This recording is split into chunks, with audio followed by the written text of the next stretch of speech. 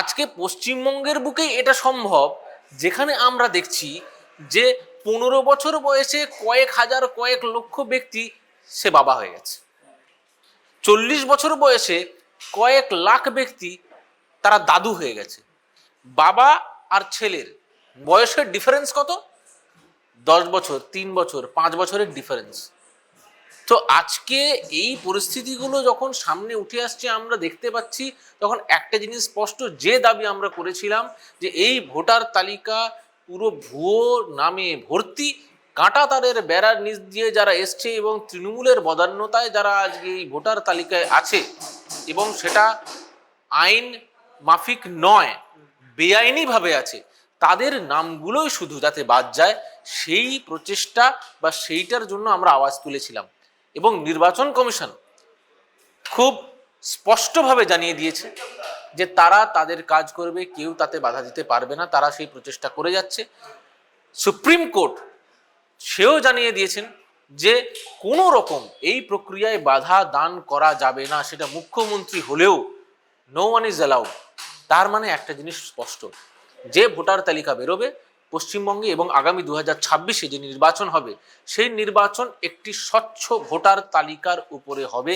আমরা যেটা বারবার চাইছিলাম, সে যতই তৃণমূল তাদের সমস্ত এই বিভিন্ন আধিকারিকদের ঢুকিয়ে দিয়ে পুরো বিষয়টাকে গোলমেলে করে দিয়ে সাধারণ মানুষকে উস্কে দিয়ে যে প্রচেষ্টা তারা করেছিল যে এসআইআর প্রসেসটাই যাতে গুলিয়ে ফেলা যায়, সেটা কিন্তু হবে না।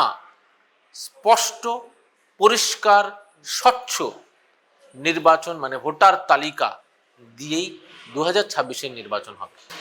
মুখ্যমন্ত্রীর এই কালো কোট পরে সুপ্রিম কোর্টে যাওয়া এবং সেখানে বাইরে গিয়ে যে নাটক উনি উপস্থাপনা করলেন, এটা আর কিছু নয়, একটি কাঁচা ফ্লপ চিত্রনাট্যের উদাহরণ।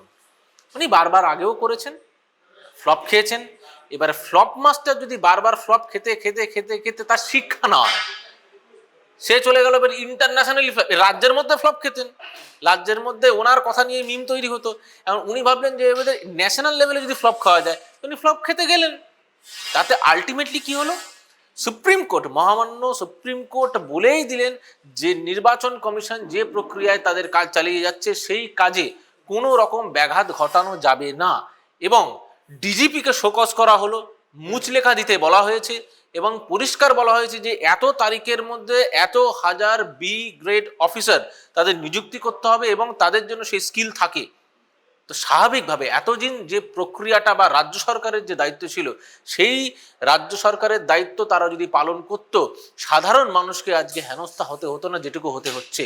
খুব স্বাভাবিকভাবে সুপ্রিম কোর্টের নির্দেশ স্পষ্ট, এবং সুপ্রিম কোর্টে গিয়ে যে নাটকটা করে তারা একটা অন্যভাবে একটা আওয়াজ তুলতে চেয়েছিল বা একটা নাটক উপস্থাপনা করতে চেয়েছিল, সেটা ফ্লপ।